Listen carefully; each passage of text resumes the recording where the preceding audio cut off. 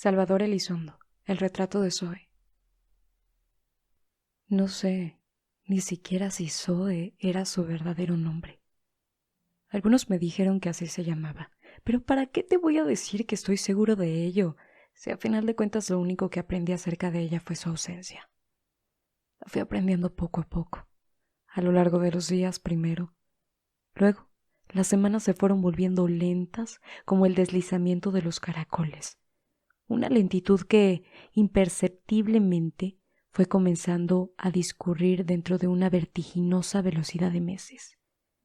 Los años eran siempre, por aquel entonces, una sucesión lunar en la que su recuerdo se avivaba como la pulsátil hemorragia de las heridas que parecen estar a punto de cicatrizar.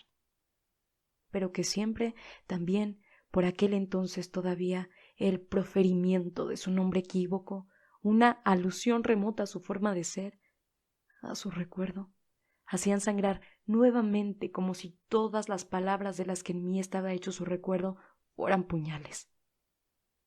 No quiero que pienses que exagero o que me dejo llevar por la emoción que todavía gravita en el recuerdo de todas las cosas que pasaron en aquel entonces. Pero es que todas estas cosas que te cuento tienen como una vaga, aunque imperiosa razón de ser. Y si ahora te las digo, es quizá porque anoche esa razón de ser pareció, por un instante, ganar en claridad lo que ya ha perdido de su imperio. No puedo negarte, tú lo sabes, que me dejé decir muchas cosas acerca de Zoe, y que muchas de esas cosas que escuché, algunas veces de tus propios labios, tendían a acentuar el carácter totalmente sospechoso de esa identidad con la que a la mía llegó a confundirse, algunas veces en la instantaneidad de un encuentro imprevisto de miradas, o en el contacto involuntario de nuestras manos en el momento de ofrecerle fuego para que encendiera uno de esos cigarrillos con boquilla dorada que ella fumaba, o cuando algunas veces Zoe me ofreció una copa de vino. Esto se debe sin duda a que ya puedo reconstruirla totalmente de lo que es su ausencia. Tú eres capaz de entenderlo, ¿verdad? Estoy seguro de ello porque en todo este proceso de olvido con el que la fui tallando, como se talla la forma de una estatua de bloque o de mármol, tu presencia siempre acuiciosa, cuando no el recuerdo de esa complicidad que habíamos establecido tú y yo, y acentuaban su carácter de ausencia, de no ser ya ahí afuera, en los salones y ante los espejos en cuyas lunas amaba tanto corroborarse, sino de ser aquí, interior, un punto crucial y convulsivo en el que todo lo que ella había sido convergía dentro de mí. Y si te hablo así es porque casualmente me has pedido, como si en realidad te interesara muy poco, noticias de ella.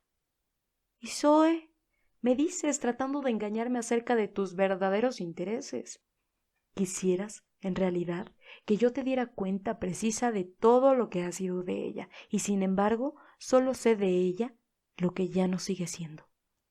De ello me di cuenta anoche, al convocar paulatinamente esa dimensión total de su persona que ahora ya es su ausencia. No te rías. No estoy tratando de confundirte con los retroécanos mentales que siempre me has atribuido. Contrariamente a lo que siempre has pensado de mí, estoy tratando de ser extremadamente claro.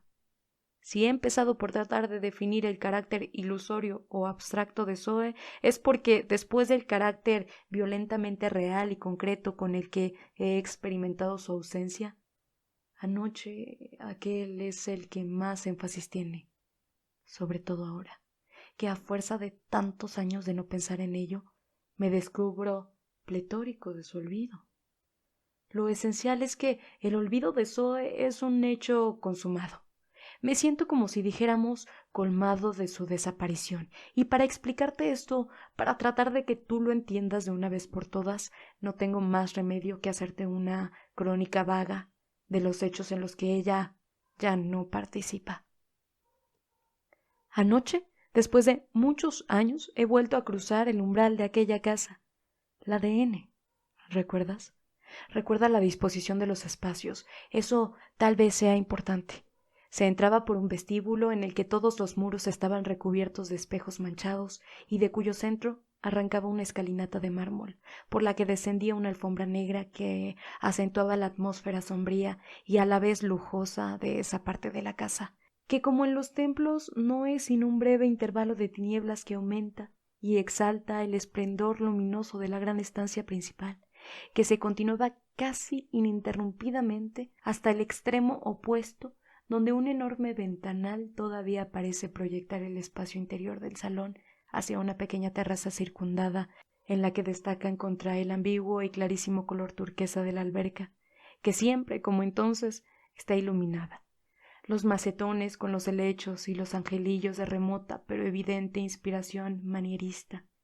Ese espacio se prolongaba algunas veces por la noche, y cuando ésta se adecuaba a la de la alberca, y cuando la de la alberca irradiaba como una gema hacia los prados del jardín que descendían por una cañada en cuyo fondo un río, quietísimo, reflejaba la luna, y que luego volvía a ascender por la vertiente opuesta hacia los pinares, hacia las montañas y hacia las estrellas.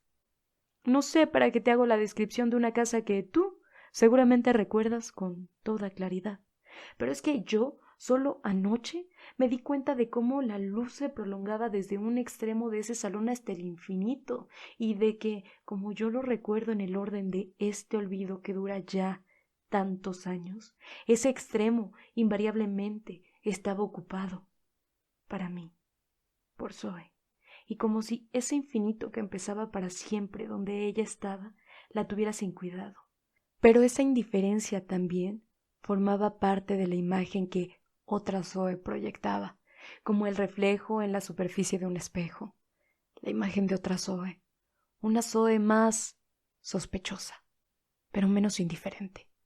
Muchas veces pensé que se complacía en aparecer ante los demás como el personaje de una figuración pictórica que ella había inventado para sí, y cada una de sus actitudes, los gestos más niños, la disposición y el arreglo cuidadosamente establecido de su vestuario, así como la lujuriosa precipitación de su cabellera a lo largo del cuello, formarán parte de un acervo meticuloso reunido de fascinantes errores y de espléndidas falacias, igual que su perfume y que sus joyas, igual, exactamente, que la marca de los cigarrillos que fumaba y los títulos del género de libros que leía. Claro, yo no soy quien para hablar de estas cosas. Con certeza no sé ni cómo se llamaba. Ya ves lo que dicen. No es seguro que se llame Zoe. Es posible que se hubiera llamado Estela. Da igual. Estaban allí los amigos de costumbre, ya sabes, los mismos que en aquel entonces y algunos más. Quizá faltaron otros. Para tu tranquilidad puedo decirte que no estaba Lucinda. El marido de Lucinda tampoco. Pero todas esas ausencias ayer eran inmateriales. Sombras cegadas, imperceptiblemente sustraídas, nada más por las circunstancias y no por el tiempo, que siempre acaba matándolo todo. A la comunidad de lo que había sido nuestra vida en aquel entonces. Era la ausencia de Zoe la que determinaba, no solo para mí, sino para todos los invitados, el espíritu inquietante de todo lo que hicimos y de todo lo que hubiera podido suceder ahí, en ese convivio murmurante de datos imprecisos, en los que el nombre de Zoe fulguraba apenas. Algún imprudente hasta hubiera preguntado ¿y Zoe? Pero ¿quién le hubiera contestado? ¿Quién hubiera podido responder en ese orden en el que su destino siempre hubiese seguido siendo un hecho tácito? Y no es que faltara su cuerpo. Nada falta en el mundo como esa presencia henchida de estar siendo donde quiera que está. No, no hay nada que falte tanto en todas partes como Zoe cuando ella está ausente. Dirás que te digo todas estas cosas para herirte. Después de todo, tú eres mi mujer. Pero ¿qué quieres? Así es la vida, la nuestra, la tuya y la mía. Una vida común construida precariamente sobre este pedestal del que siempre falta la estatua. ¿Cómo hubieras tú querido que yo la aboliera si era invulnerable e indestructible? Porque siempre, en todas partes, desde que ella se fue, falta en el mundo más que cualquier otra riqueza y cualquier otro pecado. La fatiga del viaje, tu malestar, el clima inadecuado de esta ciudad para tu organismo fatigado, de la vida que llevamos en común, el retraso de tu llegada y las indisposiciones inherentes a los viajes, a los cambios de clima y a la altura que tanto afecta la fisiología de las estatuas, estaban imprevistas por ese Dios que nos protege de todas las desgracias interiores y que en esta ocasión te salvó de escuchar, en presencia de tu marido, esa pregunta que trataba de descifrar el destino fabuloso, es decir, equívoco, falaz, del ausente. ¿Y Zoe?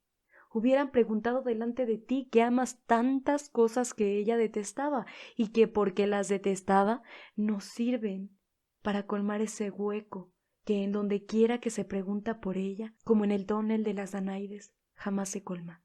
Se trata, tú lo sabes bien, de un hueco espiritual que si fuera preciso colmarlo con las cosas que a ella le gustaban, solo un jockey o uno de esos personajes que llevan trajes de Shantung y los relojes extraplanos se hubiera llenado en interminables conversaciones acerca de caballos y moda.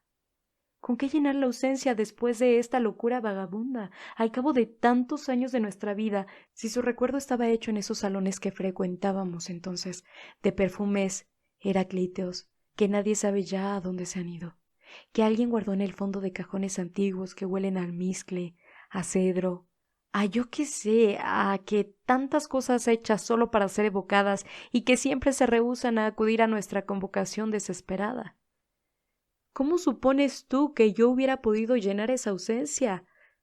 Si era tanta que ni el odio y el rencor del mundo, ni la misericordia de tu corazón tan blando hubieran satisfecho. ¿Cómo hubiera sido posible invocar ni siquiera su nombre si nos era totalmente desconocido? Y Zoe, cuando la tratamos, nunca había precisado con claridad. ¿Y su origen? ¿Acaso ese misterio no era el aura mejor que la circundaba por donde quiera que iba?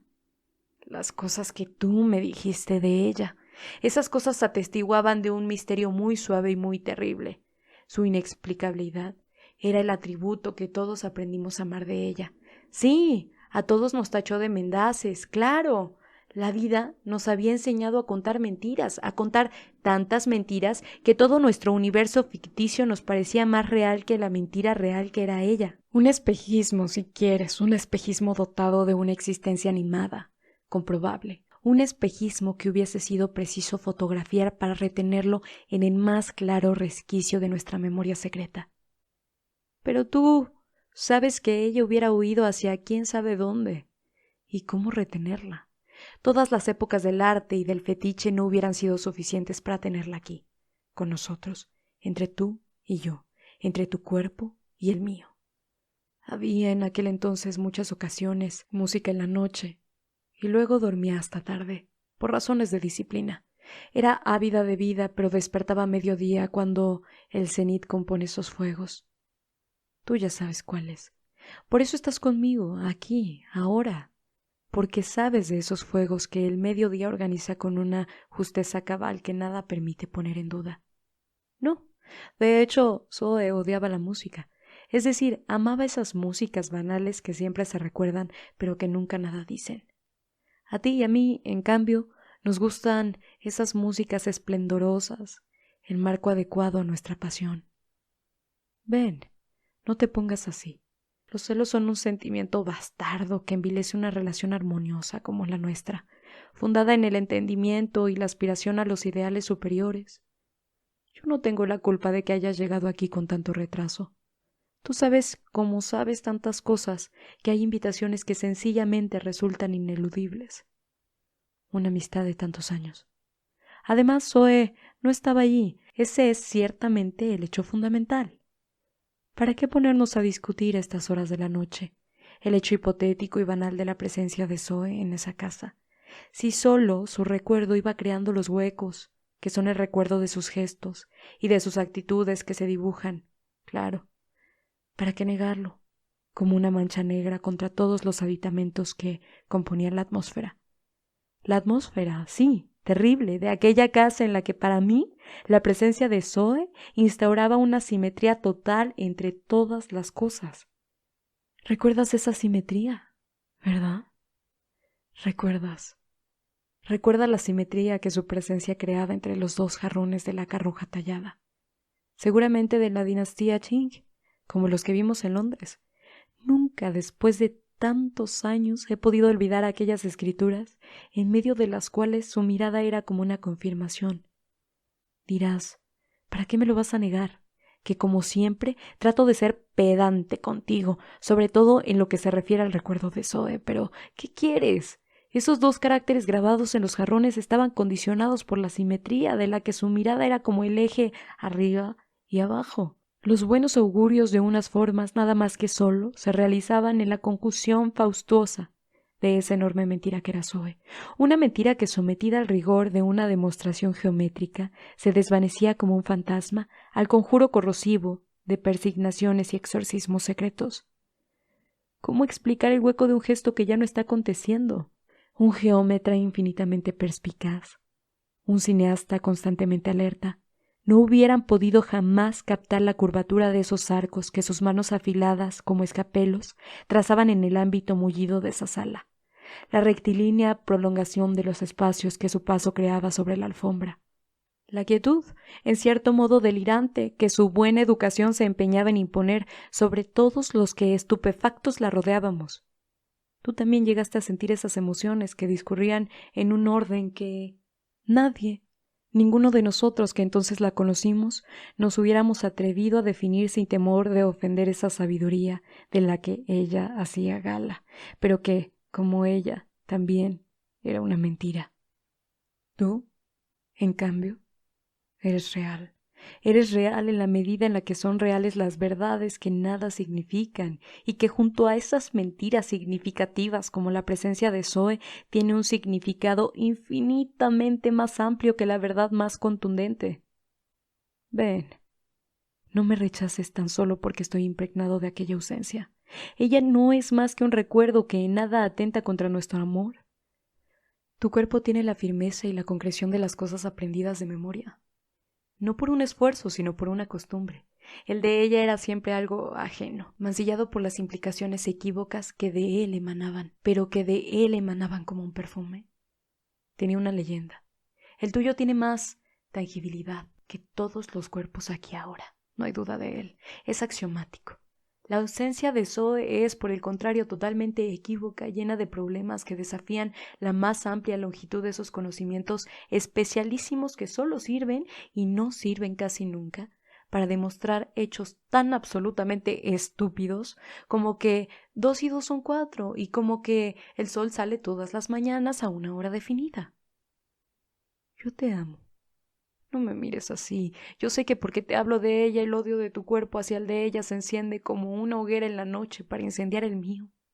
Pero no se trata de eso, no se trata de eso para nada.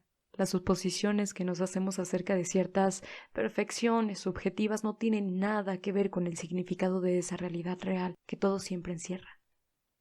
Zoe no era perfecta. Si tú supieras, si tu entendimiento fuera capaz de asimilar el grado superlativo de la falacia que la existencia ambigua de todos los actos de su vida encierra, no me rechazarías como lo haces ahora. Después de todo, nosotros habremos salido ganando con su disolución en nuestra memoria. Queda de ella el hueco que su gesto tallaba en el espacio. Anoche me di cuenta de ello cuando vi que el espacio que medía entre los 2 jarrones chinos, el espacio que ella ocupaba sobre el sofá abullonado color paja, permanecía ya inmutable. No vibra ni se convulsiona de exigencias dictadas por un afán de tenerlo todo entre las manos, con la firmeza con la que los dados envuelven la empuñadura de un florete en el grip de una escopeta. Y es un espacio, nada más. Un espacio que alguna vez estuvo ocupado por un hecho de existencia dudosa en el tiempo y que, porque ésta era tan dudosa, no sirvieron para modificar ni el espacio ni el tiempo en el que discurría. El hecho era irreducible, en el que venían a parar esas verdades o esas mentiras que al final de las veladas, cuando nos levantábamos de la mesa o cuando nos despedíamos de los anfitriones, no quedaban en los ceniceros los vestigios retorcidos de una pedantería hecha de cigarrillos que olían a carreta de gitano, ni los perfumes, ni las imágenes de un esplendor tenazmente calcado, de un manierismo inspirado en las más lamentables especulaciones del barroco cinematográfico.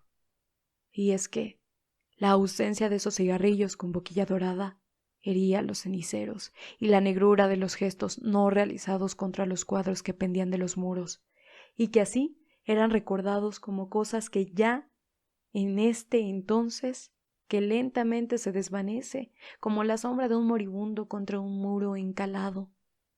Solo invocan aquel entonces de su presencia lúdica y unívoca, como la súbita memoria de un sueño que nadie, sino ella, soñó. Te aburro, y te he mantenido insomne con todos estos datos tediosos acerca de Zoe. Si ella nos hubiera escuchado o hubiera adivinado los desvaríos que su recuerdo, tenazmente remoto e impreciso, la imposibilidad de evocarla con toda claridad inequívoca, tendrías una justa razón para odiarla. Pero yo estoy aquí, a tu lado, junto a tu cuerpo, cuya dulzura me agita y que mis manos desgastan lentamente como la saliva tenaz que afila una golosina ávidamente guardada para mí y para nadie más. Después de todo, los secretos solo sirven para ser divulgados. Máxime cuando que los secretos, como las mentiras, nunca resisten el análisis devastador de la mirada interior. La contundencia de ciertos axiomas es la medida de su falacia o de su inefectividad.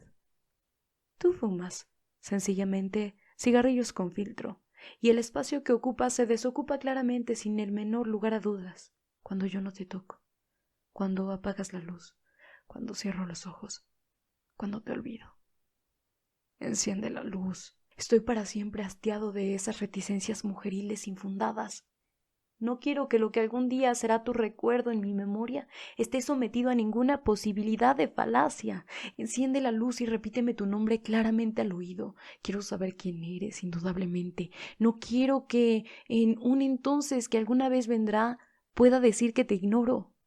Ah, qué bien, qué sabiamente sabes dormir a mi lado y qué grata y concreta me será tu memoria cuando ya te hayas ido. Yo quiero conocerte ahora como se conoce una montaña y no como se ignora una caverna. Ven, ven aquí junto de mí, te lo imploro. Ven, que nunca haya olvido entre tú y yo. Yo quiero conocerte ahora como se conoce una montaña y no como se ignora una caverna. Ven, ven aquí junto de mí, te lo imploro. Ven, que nunca haya olvido entre tú y yo.